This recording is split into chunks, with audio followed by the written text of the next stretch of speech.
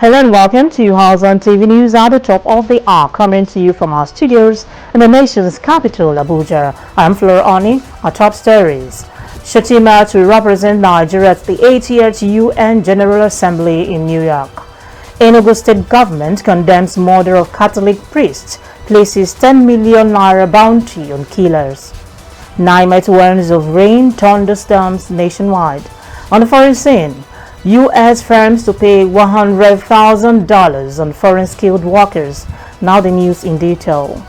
President Bola Tinubu has mandated Vice President Kashim Shettima to lead Nigeria's delegation to the 80th session of the United Nations General Assembly, holding in New York from September 22nd to 28, 2025. The Vice President is scheduled to deliver the national statement on behalf of President Tinubu on Wednesday, September 24th, between the hours of 3 p.m. and 9 p.m. New York time. In addition, Shettima will represent Nigeria at a United Nations Secretary General's climate event for heads of state and government, where the country is expected to announce new nationally determined contributions under the Paris Agreement. He will also participate in the Global Champions Roundtable on adequate and affordable housing hosted by the President of Kenya alongside other bilateral meetings. Following his engagement at UNGA, the Vice President will proceed to Frankfurt, Germany for discussions with officials of the Deutsche Bank before returning to Nigeria.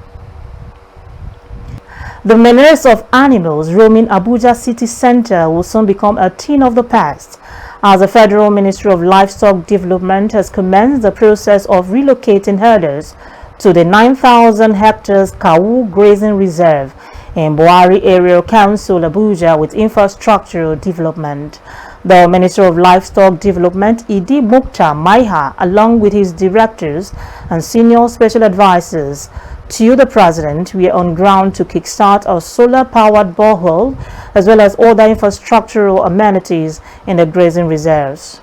The minister said the grazing reserve accommodates over 10,000 herders and their families, adding that the ongoing development will include a 15-kilometer road, solar-powered boreholes, a dam, irrigation facilities, schools, solar power, healthcare centers, security posts, as well as pasture and manure production centers. To come here and do this. And again, we also have livestock productivity resilience project under the World Bank. This LPRES is under the Ministry of Livestock. Many of these projects are going to be done under LPRES. I have not mentioned one, and that's one of the most important ones, which also is LPRES is going to do, and that is the provision of a functional veterinary clinic in this area. So that means that we have all the resources, all the infrastructure that is required for sustainable livestock production in this area. Maiha also promised to engage his colleagues in the Federal Ministry of Water Resources and Sanitation, Federal Capital Territory Development, and other agencies to ensure that government objectives of transforming grazing reserves in Abuja is achieved. Practically, seed cultivation, pasture cultivation. I personally cultivated some portions of land here. I plowed it with a tractor. I'm very good at that. We have seen it practically. We have planted napier grass. We have come with some quantity of napier grass that we are going to distribute to all the livestockers in this area. What are we saying? We are saying that this grazing reserve is going to come alive.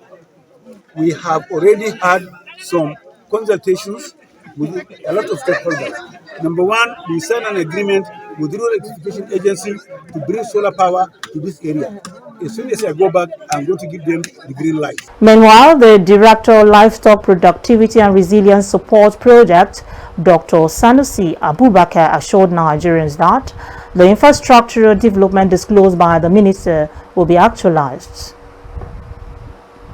The Chief Justice of Nigeria, Justice Kudirat Kekere-Ekun, will on September 29th administer the oath of office to 57 newly elevated senior advocates of Nigeria at the Supreme Court's main courtroom in Abuja. A statement by the Director of Information and Public Relations of the Supreme Court, Dr. Festus Akande, noted that the ceremony forms part of activities lined up for the formal commencement of the 2025-2026 legal year. Justice Kekere Ekong is expected to deliver a State of Judiciary address reviewing the performance of the 2024-2025 legal year and outlining reforms and priorities for the new legal year. The event will also feature remarks from key stakeholders, including the Attorney General of the Federation and Minister of Justice, the Chairman of the Body of Senior Advocates of Nigeria, and the President of the Nigerian Bar Association. Their contributions are expected to highlight pressing challenges in the justice sector and reforms needed to strengthen the system. The Supreme Court had commenced its annual vacation on July 21 after what it described as a remarkably successful legal year. The new legal year ceremony is scheduled to begin at 10 a.m. on September 29, 2025. The Nigerian Police Force says it has arrested 6 suspects in an ongoing response operation in Benue State following a deadly attack on police tactical teams by suspected armed herdsmen and local militants at Agu Center, Kastina Ala Ukum local government area of the state, which resulted in the death of 3 police officers while 7 others have been declared missing. The Inspector General of Police, IGP Kayode Adiolu Egbetokun, strongly condemned the attack, which occurred on September 19, 2025, describing it as cruel, unwarranted, and an insult on the good people of Benue State. Equally, the IGP has directed the deployment of additional tactical assets to the area and assured that no stone will be left unturned in restoring peace and security in Benue State.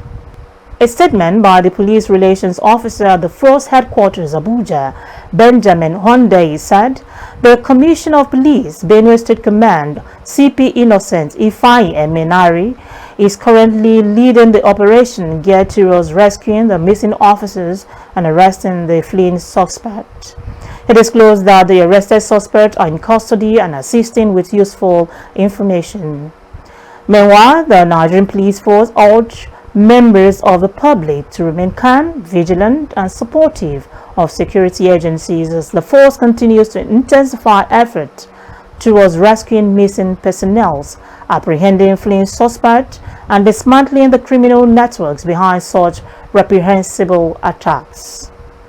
The Executive Secretary, Universal Basic Education Commission, Dr. Aisha Garba, has expressed deep shock over the news of the unfortunate fire incident that occurred at Local Government Education Authority Primary School, Afe, in Ukum local government area of Benue State, which affected some pupils. In a statement personally made available to newsmen in Abuja, Dr. Graba extended heartfelt sympathies to the pupils, their families, the school community, and the government and people of Benue State over the tragic occurrence. Dr. Graba stated that the Commission is closely monitoring the situation and in contact with the Executive Chairman, Benue State Universal Basic Education Board, Dr. Grace Adaba, alongside the Honorable Commissioner for Education and Knowledge Management, Dr. Margaret Adamu, who have already visited the school and the pupils receiving treatment at St. Anthony's Hospital, Zakibiam. She noted that their intervention has ensured that all affected pupils are receiving comprehensive medical care with medical bills cleared, adding that the extent of damage to the school facilities has been properly assessed. The General Officer commanding one division of the Nigerian Army, Major General Abubakar Wase, has tasked junior military officers cadets of the Nigerian Defense Academy to uphold discipline, defend the Constitution, and maintain high ethical standards as they begin their military careers in an environment of evolving security challenges. The General Officer Commanding gave the charge at the Commandant's Luncheon in honor of passing out cadet of the 72 regular course and other commissioned courses in Kaduna State. The special guest of honor, Major General Wase, stressed that all military actions must align with the Constitution and warned cadets against activities that could tarnish the honor and integrity of the armed forces. He encouraged them to devote themselves fully to duty, respect superiors, and inspire subordinates. You are about to commence your careers as commissioned officers at a critical juncture in Nigeria's history. The prevailing security challenges, including terrorism, armed banditry, and various forms of criminality, have taken center stage in our country. Therefore, your actions and engagements must always align with the armed forces of the Federal Republic of Nigeria. You must remain focused, disciplined, and level-headed in the coming days, which I must say may present numerous temptations. Therefore, focus on devoting yourselves selflessly and wholeheartedly to your assigned duty. The commandant of the academy, Major General Abdul Khalifa Ibrahim, explained that the luncheon is designed to prepare cadets mentally and socially for their transition to commissioned officers. He noted that the NDA has trained more than 20,000 officers, including cadets from allied countries such as Liberia, Benin Republic, the Gambia, Ghana, Sierra Leone, and Togo, stressing need for uphold constitution and ethical standards. As you all prepare to step out of this noble institution, your character will determine how far you go. Endeavor to be patriotic and exhibit the highest level of discipline and loyalty in your choosing profession. Above all, you must strive to keep to the tenets of the profession by remaining apolitical. You are also required to exhibit the highest sense of integrity, patriotism, and exemplary service to the nation and its people, and it is payback time now. You are expected to serve this country selflessly with loyalty and integrity, and set new records of gallantry in the defense of our dear nation. Both senior officers further urged the cadet to pursue continuous professional development, attend all mandatory courses, and remain focused as they approach the presidential commissioning parade. The charge to them is for them to remain disciplined and committed to the tenets of officer cadre in military training in the Nigerian, as according to the Nigerian Armed Forces Act. I commend the efforts of the military and academic staff who have continued to do the wonderful job of molding these young cadets. I therefore beckon on you not to rest on your oars as you ensure that no substandard product passes through the cracks, but is reshaped to standard. In a bid to ease the financial burden faced by students in Kano State, the Deputy President of the Senate, Barau Jibrin, has awarded scholarship worth over 800 million naira to 1,000 students. The package covers the full expenses of their 4-year degree programs. The beneficiaries who pursue their studies are the Federal University Dusiman Katsina State through the institution's various study centers located in Kano. At a ceremony held at the Convocation Arena of the Bayero University, Kano, Senator Abdul Rahman Kawo Sumaila, representing Senator Barrow, presented the scholarship award letters and urged the students to study hard in order to justify the investment. In his personal capacity, Senator Sumaila also gave each beneficiary the sum of 20,000 naira as transport allowance back to their destinations. Speaking at the event, the Minister of State for Housing and Urban Development, Alhaji Yusuf Abdullahi Atta, commended President Bola Tinubu for supporting the election of Senator Jibrin as Deputy Senate President, noting that the gesture has enabled him to facilitate several development projects in Kano and the wider Northwest region, including the Northwest Development Commission. He further praised Senator Jibrin's commitment to youth empowerment and education, describing the scholarship scheme as a major step in helping students pursue their academic dreams. In a bid to give women more voice and tell the stories of women effectively, media houses have been urged to create gender decks as it will ensure that every story has an element of the female inclusivity.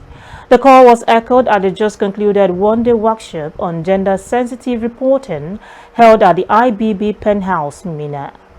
The Gender-Sensitive Reporting Workshop, organized by the Media Mentors Network in collaboration with Wole Soyinka Center for Investigative Journalism, brought together over 50 practicing female journalists from different media organizations in Niger State, with the team empowering female journalists to amplify women's voices. This is in fact, this is an opportunity that we've been looking for, because some of the younger journalists that are coming up, female journalists that are coming up, do not even know what their onions are or what their rights are. Some of them really easily get intimidated. Generally in this profession, if you don't stand out for yourself as a woman and tell the person or your male counterpart that you know as much as he does, then it's a problem. I learned that when covering news, you can look at different perspectives. That gender isn't just about focusing on women, you can also focus on the perspective of men too. That is not only covering the female matters, you can also cover the men matters, but you should know how to balance it. The convener and coordinator of the Media Mentors Network in Niger State, Justina Asishana, says it is time for media houses to establish a gender desk so that the female gender can be adequately represented in every story. So whatever story that is being told or that is going to be told should include that of women, and just like we capture that of men. That is what is called inclusive reporting. For both facilitators, Valda Martins and Favor Abraham, female journalists should make the change they deserve if their voices must be heard, but within the ethics of the profession. Female journalists can actually prevent them from having legal cases if you only do the right thing. If you do your reports within the ambit of the law and your profession, trust me, nobody is going to get you any legal action. To all media houses is to infuse gender decks in their organization. Ensure that the reporters report using the gender lenses instead of just reporting one-sided. So even when it's an all-women issue, a slightly male aspect of voice should be infused in it. And it's always an all-male issue. A female voice should also be infused in it. And if it's a neutral issue, it should also have equal representation of both male and female. The NUJ chairman, Abu Mudo, described the training as apt, calling on female journalists in the state to apply lessons learned to begin to make the changes. For the participants, the workshop is an eye-opener for them to be vanguards of amplifying women's voices through the news reportage going forward. Kano State Center for Disease Control is collaborating with the State Ministry of Agriculture, especially the Animal Health Department, to enhance vaccination of dog population in the state, with a view of reducing rabies and rabies-related diseases. The Director General of the Sub-National Center for Disease Control, Kano State Center for Disease Control, Dr. Adamu Abbas, said during the World Rabies Day sensitization organized by the center in collaboration with the FCDO Lafayette program. The sensitization program had in attendance veterinary doctors, human health doctors, and personnel from Ministry of Environment. The World Rabies Day, which is celebrated in order to sensitize the people about the effect of rabid dog bites, so that people will take care and they will also look for help whenever there is a suspected bite. So in Kano, the target participants, number one, we invited veterinary doctors so that we rejig their own knowledge, reshaping their own skills in the management of rabid dogs. And we also invited the human health doctors, that's the physicians, so that we have a collaboration between the human health and the veterinary doctors in the case of management of rabid dogs. We also invited people from the Ministry of Environment because the dogs and the humans share the same environment, so we want to have a resilient environment where we control our dog population. And we also invited members of the general public so that the message will also be sent to the general public that a dog who bites without provocation is a suspect for us. And once there is that thing, people should know what to do. And what to do is to report immediately to the nearest health center, and the KNCDC will go in and give vaccination for the human, and the animal component will go and do what we call ring vaccination. That is to say, we will get the dog and we will also vaccinate all the dogs around the area where that bite occurred. World Rabies Day is observed every year on 28th September to raise awareness about rabies prevention and to highlight progress in defeating the deadly disease. The Enugu State government has condemned in strong terms the gruesome murder of Reverend Father Matthew Eya of the Nsukka Catholic Diocese by yet to be identified assailants. The incident occurred on September 19, 2025, along Alumana Eha Ndiago Road in Nsukka local government area, where the priest was reportedly shot dead by gunmen.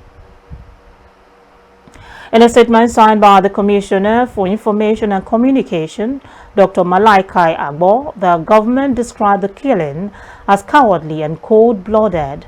The state government commiserated with the priest's immediate family, the Catholic Diocese of Nsukka, and the wider Catholic faithful, assuring that the security of lives and property remains its top priority.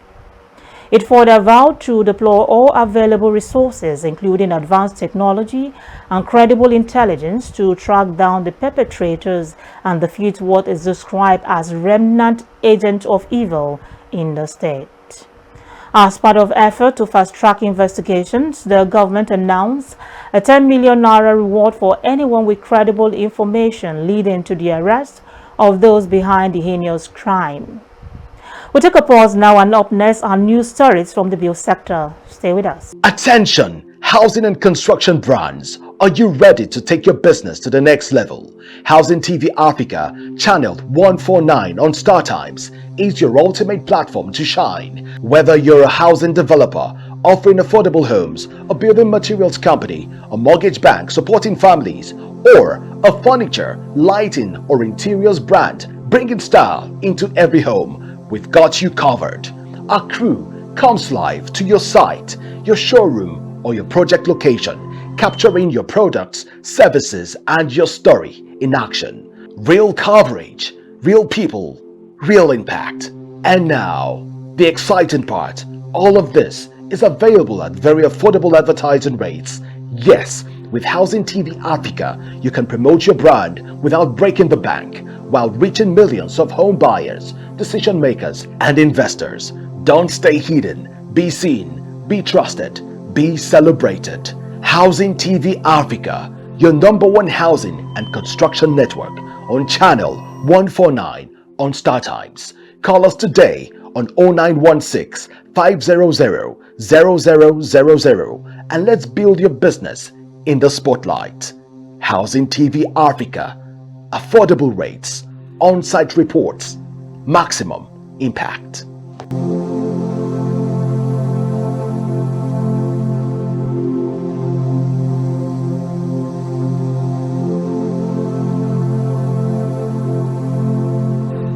Welcome back. Glad to have you join us in Housing TV News at the top of the hour. Now to the build sector.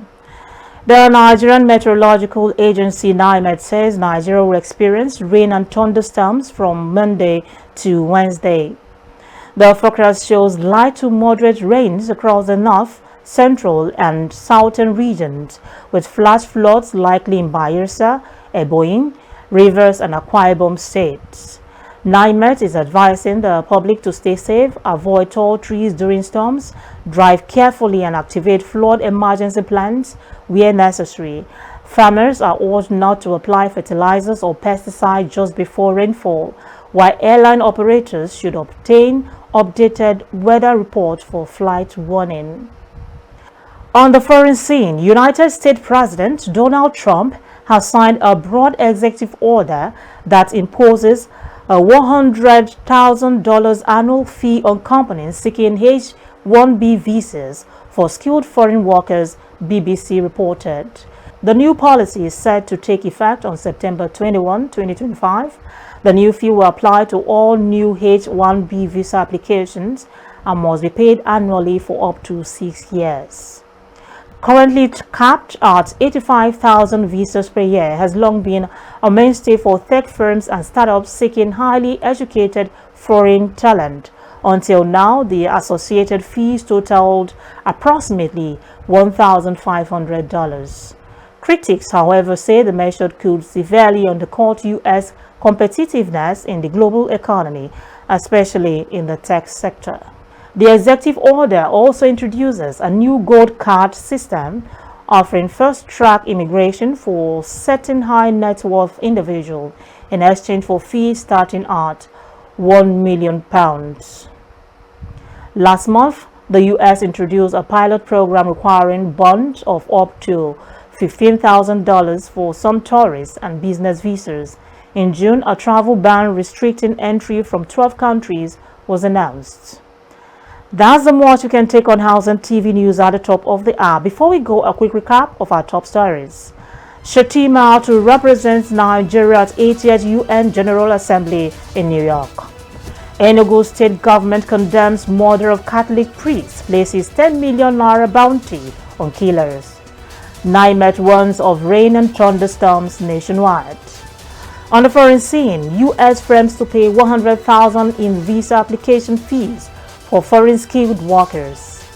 For more news in the housing sector, subscribe to House and TV Africa on YouTube and follow House and TV on all social media platforms. Do not forget to download the House and TV Africa mobile app on Google Play Store and Apple Store to stay connected. I am Flora Ani. Bye for now.